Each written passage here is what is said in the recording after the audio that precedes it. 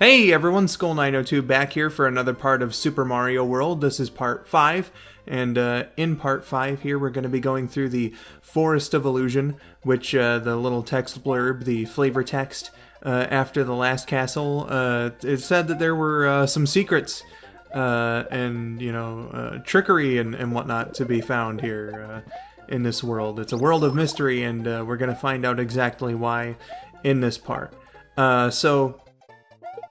One of the things that I can talk about is we saw him right at the beginning and we're seeing him right now. This world is the introduction of a new enemy. These are the Wigglers, and the Wigglers are like one of my favorite enemies in Mario. You know, if you knock the flower off its head by jumping on it, you make them all angry. And obviously, you can't just spoil a Wiggler's day like that. They're dangerous. But, an interesting enemy type, and we're gonna see later on, I'm gonna, like, kick a Koopa shell at one, and in this game, their death animation is pretty fucking fantastic. So, yeah. Unfortunately, I was kind of irresponsible there, and lost Yoshi, but, whatever. We'll see that cool death animation soon enough. Soon enough, my friends. Soon enough. But instead of just, this stally sort of commentary, I did look into a couple of things, and I do want to make something of a correction from last time. In that the Super Mario World cartoon, I guess, I don't know if they ever referred to it as Dinosaur Land, the place where Mario, Luigi, and the princess and Yoshi all are residing. They typically refer to the place that they're in as Dome City, but I don't know if that's like a part of Dinosaur Land in the cartoon canon. So, shruggle wuggle. It may or may not be Dinosaur Land.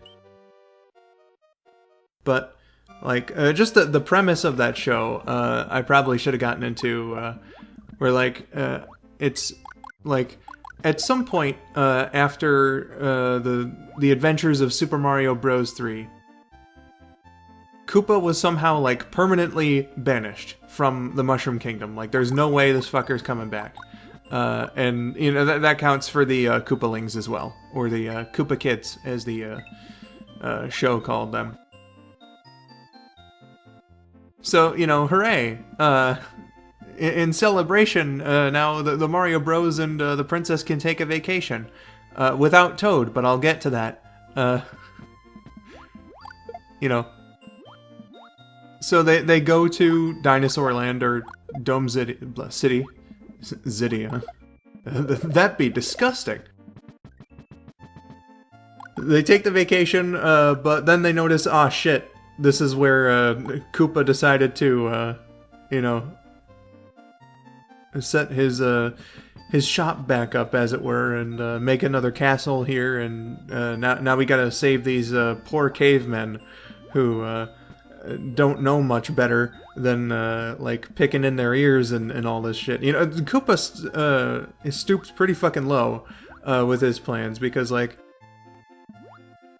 before he was setting his sights on the Mushroom Kingdom, at least I've always gotten the impression that the Mushroom Kingdom was like this, very high-end, respected country in the Mario universe. So he goes from that to this undeveloped land full of stupid people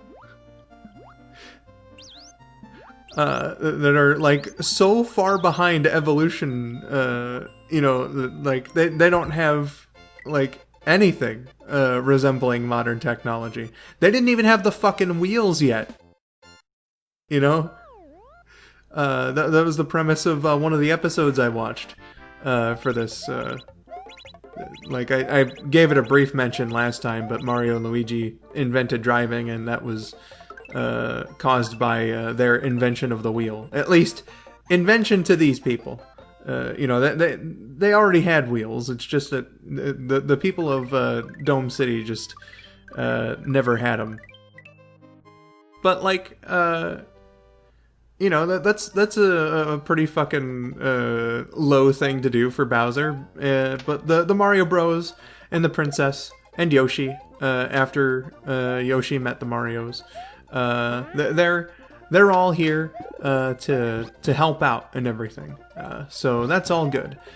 I mentioned it before, but Toad's nowhere to be found in the cartoon, and neither is he anywhere to be found in the game. And that can be surprising. Like, I never really noticed that as a kid. I had to read into that in order to, like, actually, you know, think about that. Holy shit, Toad's not in the game. One of the very rare Mario games where Toad's not a part of the action. And, you know, there could be a multitude of reasons for this. Why, in the show universe, it could very well be that perhaps he was being a little too annoying. A little too annoying about. Oh man, princess, I gotta have my Christmas presents! You know, appropriate time to bring up that reference. But it could have been that.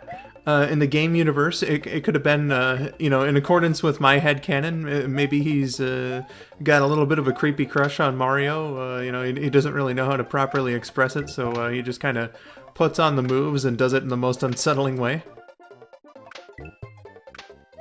So perhaps, you know, Mario was just like, hey, princess, vacation, sounds fucking great. You know, you never know. Or perhaps there's just not enough Toads around the castle. You know, perhaps they just couldn't bring any of the Toads.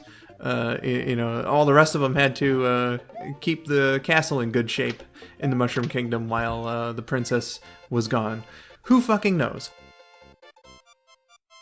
But in terms of the cartoon, they decided to replace Toad. You know, his voice actor, John Stalker, I guess they didn't want to, like, kick him off of the cast. So they made up a completely new character, whose name is Ugtar. And if it was possible, yes, there is a step down from being Toad. Ugtar is, like, this caveman kid, or cave person kid, whatever you want to say. But, like, he's a little shit. He, you know, causes problems and is just rude and very selfish and everything.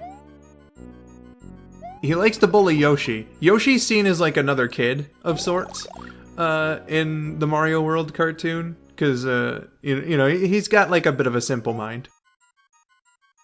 But Yoshi is, like, an infinitely better character than Ugtar. You know, whereas you might argue that Yoshi doesn't really know any better if he does something bad. Or that it may even be in Yoshi nature. You know, cave people are just, you know, humans from an earlier time. So, you know, perhaps Ugtar should know better. But, yeah, he likes playing tricks. He likes, you know, just bothering people and annoying them and shit like that. He fucking sucks. But, you know, that's how they wanted to include the voice actor, John Stalker. Make sure that, like, he wasn't just kicked out of a role on the show. That's Ugtar for you. He's semi-important to the events of the show. He's like part of the premise for like one episode.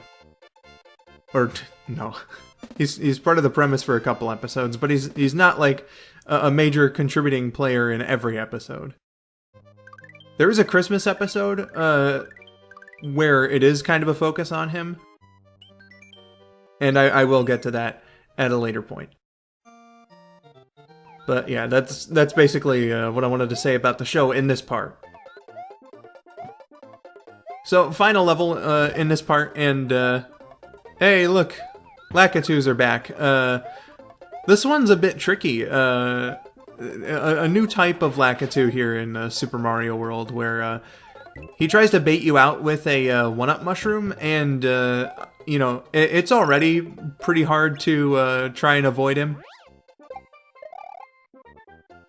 like when you're on your own. But with a Yoshi, it's you know, it's also, you know, pretty difficult. But yeah, like you gotta try to avoid him and whatnot. He won't throw any spinies. God, that was a close call. Luigi, you lucky bastard! This is the third time in just as many playthroughs. But he won't throw any spinies. So you know, it is possible to make it through the level without you know, triggering the throwing of spinies, and that'll make it a little better for you. But man, is it difficult to do so. So, hey, what's going on here? It's just leading me back to where I was before. You know what?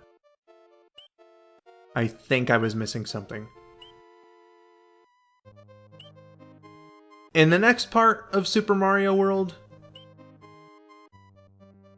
I think I'm gonna go back, because I feel like we're missing on a detail here. So, I'll see you then. I've been Skull902, thank you for watching, and have yourselves a wonderful day.